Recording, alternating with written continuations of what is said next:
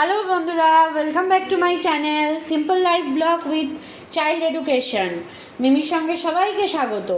দেখো আজকে আমি ডিমের ঝোল করছি ফুলকপি আলু দিয়ে। প্রথমে আমি ফোড়ন দিয়েছি তেজপাতা, জিরে, তারপর গোটা এলাচ ফোড়ন দিয়ে ভাজা হয়ে গেছে। এখন পেঁয়াজগুলো ছেড়ে দিচ্ছি। পেঁয়াজটা দেওয়ার পর কিছুটা ভাজা হলে তারপরে আমি একটু পেস্ট করে রেখেছি মশলা, সেই মশলাটা আমি কড়াইয়ের মধ্যে দিয়ে দেবো। দেখো পেঁয়াজটাকে আগে আমি ভাজা ভাজা করে নেবো। পেঁয়াজটা ভাজা হোক তারপর আমি মশলা দেবো, দেখাচ্ছি।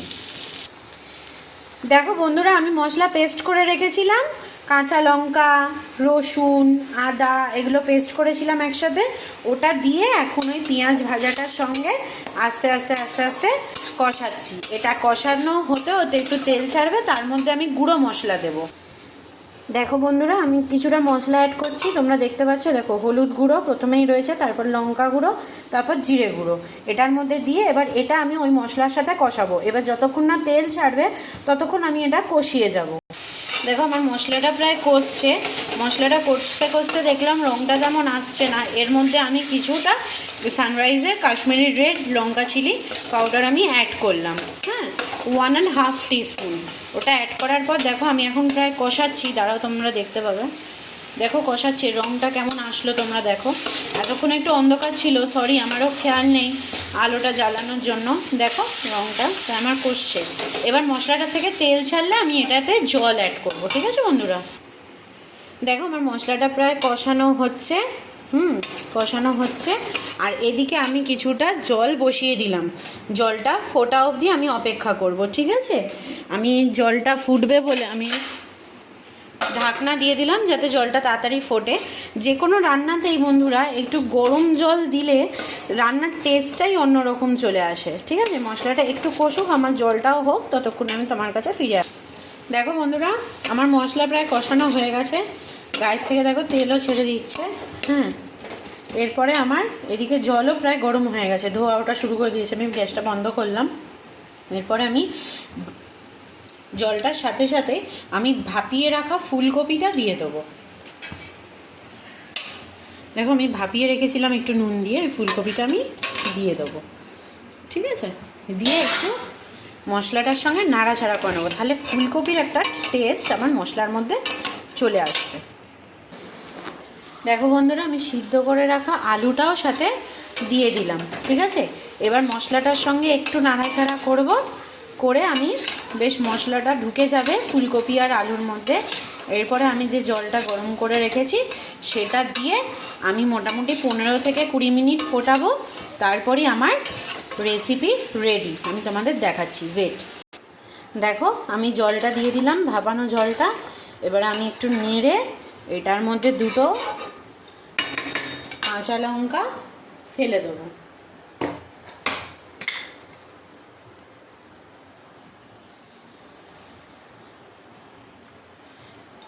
কাঁচা লঙ্কা ফেলে দিলাম। এরপরে আমার এটা ভাপানো হোক, তারপরে মোটামুটি আমার সিদ্ধ কিছুটা হয়ে আসুক, তারপর লাস্টে আমি ডিম দেবো, গরম মশলা দেবো। আর এখানে তোমরা ঝোল দেওয়ার পর নুন দিতে পারো, আমি কষানোতেই নুন দিয়েছি, ওটা আমার স্কিপ হয়ে গেছে, ঠিক আছে। সেই কারণে আমি নুনটা তখনই দিয়েছি, তোমরা ঝোলেও নুনটা দিতে পারো, ঠিক আছে। আমি এখন এটাকে চাপা দিয়ে দেবো।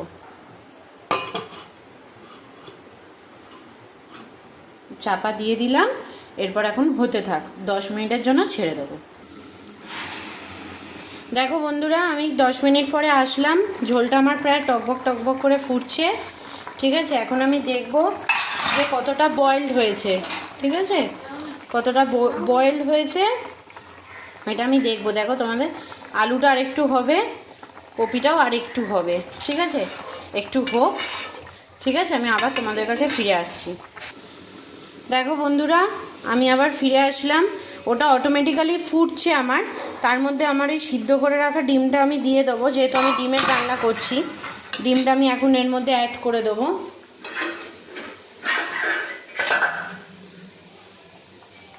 দেখো আমি প্রায় ডিমগুলো দিয়ে দিয়েছি, ডিমগুলো প্রায় হচ্ছে। এবার আমি আরেকটু নেড়ে দিলাম।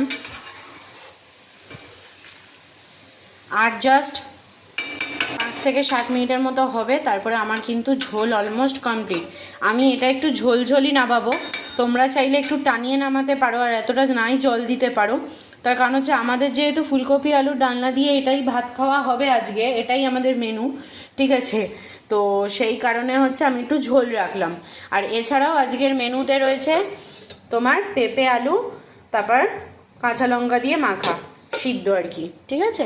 এটা হয়ে যাক, আমি 7 মিনিট পরে তোমাদেরকে দেখাচ্ছি কেমন লাগছে দেখতে। দেখো বন্ধুরা, আমার এরকম প্রায় ঝোল হয়েছে, ঠিক আছে?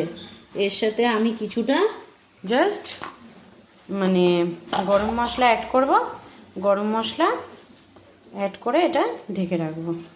আমি নামানোর পরেই গরম মশলাটা দিচ্ছি, ঠিক আছে? দেওয়ার পর আমি এটা চাপা দিয়ে রাখবো, ঠিক আছে? আজকের মতো টাটা, আবার আসছি নেক্সট ব্লগে। টাটা, ভালো থেকো।